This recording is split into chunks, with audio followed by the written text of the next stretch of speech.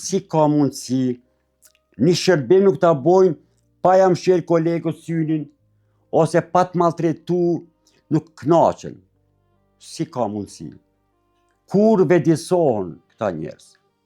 Ose kur e kryen punën njerëz që janë kompetent, jo të pa kompetent. E luajnë disi rolet e ndryshme. E zojmë një profesion tjetër, e ka shembull profesor, e luan rolin e gjykatësit. S'ka mundësi. Si ka mundësi? Bota po shkojnë, bota është tu kontaktu planete tjera. Po shkojnë, po vizitojnë planete tjera. Ne i qesmi hallegjint, knaqemi me atë fatkeqësinë e hallegjinëve. Hala merro me dokumenta. Dokumenta për bashkim familjar. Ketojnë domi me hy në Evropë. Evropa është largë. Ne të shkojnë këta, ne të bojnë kurse. Unë mendoj se duhet me çu këta njerëzna për kurse. Me mësu qysh bisedohet me njeriun, qysh me hallegjiun, qysh me shkolluarin. Shumë e thjeshtë, unë i kam 8 vjet shkollë. Unë s'kam fakultet. Mirë po, në shtetin ku jetoj unë jam mësuar me respektu njeriun. Gjithçka bëhet për të mirën e njeriut, me respektu, me ja lehtësu jetën njeriut. Këto është këtë kontra. Këtu, sipas partijës, qofse nuk je me këtë partijen, ti nuk mujtësh. Si ka mundësi? Jemi shumë popull i vogël. Edhe që ta duhet me respektu ma shumë. Ligjet janë për njerëzit, ama duhet me respektu. Duhet me keq përdor pozitën që e bën. Thjesht, po me kry detyrën për të cilën paguhesh. Sakt. Kompetent që e bën një punë në rregull. Musa, po na tregoni, ka qenë hera e parë që është hyrë bashkëshortja juaj në test, apo ka qenë edhe hera tjera? Në fakt është hera e parë, por unë e kam vizituar psiqikisht, ka qenë shumë ngarkuar. Plus e ka ashtu ajo friga, fobi, çfarë testi, edhe unë kam informacione se sipas televizionit që do të zbusin, do të kriteret do ta bojnë kur. Unë nuk e di kur do të bojnë. Llafe ka shumë, por praktika me 7 persona në dispozicion që kanë kontrolluar është e pa imagjinueshme. Unë se kuptoj. Po tash si që nuk e ka kalu testin, do të hynë prap në test, apo si do të vazhdojnë procedurat? Unë se besoj. Shoqja ime ka vendosur jo me vazhduar, sepse faktikisht është dëshpëruar tepër, sepse shumë ka lexuar, ka informacione për Kosovën, mos flasmi, ne kemi Zvicrën dhe Kosovën, 2 i kemi. Ne atje jetojmë, punojmë, këtu investojmë, këtu zemra rre, këtu ondrat i shohmi. Do më thonë, për informacion, unë s'kam pas dëshirë me investua në Kosovë. As një cent. Unë personalisht, kur s'kam pas interes me investua në Kosovë. Gruaja ime është iniciatore që e kam bo, pas po thom, po shumë të holla. Gruaja ime është iniciatore që unë kam investuar afër €500.000.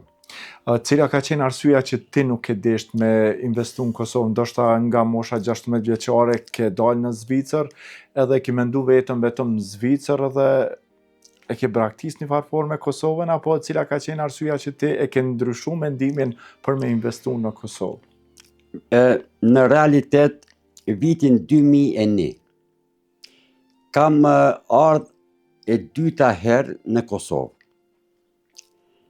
kam takuar një kushëririn tim, edhe kam pas një mundësi me pru 2 autobusa për me punu. Kushërin ti kam thonë, unë ti bi autobusat, ti, a je në gjendje me udhëheq? Ka thonë po. I kam thonë, miru me shefin e Kosova Transit në Gjilan, pastaj unë i dërgoj autobusat, edhe vazhdojmë një biznis të vogël. Mas 3 jave më ka thirrë kushërini, ka thonë Muso i kërkon 60% shefi Kosova Transit, për një nënshkrim që ma i lejon mu një lini, e zojmë shembull Prishtinë-Gilan, ose Gjilan-Kamenic. Edhe unë kam pas një shok në atë moment, 60%, si ka mundësi për një leje që unë guxoj të vozis, unë mi pru autobusat, punëtorët, gjitha unë, du të me pagu 60%. Unë aty jam betu, unë nuk investoj këtu. Jesh gënjy. Definitiv. Edhe gruaja është shkaktare që unë si pas dëshires grujës, unë ja kam spjeguar grujës. Nuk muj me investu në Kosovë. As shtëpi, kam pas shtëpi. Kam pas shtëpi 3. Gruaja ka pas ëndër të madhe me ndërtu shtëpi në Kosovë. I kam thënë, një marrëveshje kam pas, ëndrën të ta bëj realitet. Edhe ajo e ka ndërtu, jo unë. Betona në Zot, kështu ka qenë. Edhe sot ajo nuk mundet me marrë në shtetësinë e Kosovës. Po shpresoj që sadopak do të ndikon emisioni, edhe shpresoj të gjithë njerëzit kompetent do ta shohin intervistën edhe do ta kanë parasysh, me qenë se ka rregulla, siç e cekë edhe ti kur ka hy gruaja në test, ka pas persona ndryshëm, është një mbikëqyrje e madhe, edhe pavarësisht që mosha e bën të veten, është stresue, po besoj që në raste të tilla duhet me pas lëshime, ku bëhet fjalë mosha, bashkimi familjar, edhe thjesht asnjëherë ju mërgjimtarët mos të zhgënjeni pej Kosovës. Shpresoj. A do thëtë që kjo do t'jetë një diçka që ti do ta vizitosh Kosovën më rrallë, apo do t'jetë një zhgënjim për ty? Unë shpresoj shumë, jam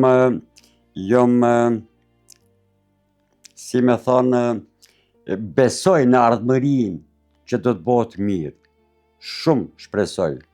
Por jo të gjenerata ime, por të gjeneratat e reja.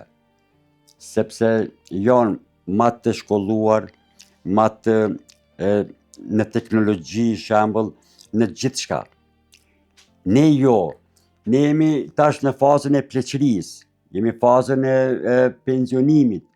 Duhet në vendin ton kemi harmoni, kemi lumturi. Mirë po, te dokumentacionet në për byro, në për institucionet të tjera, jemi shumë mbrapa.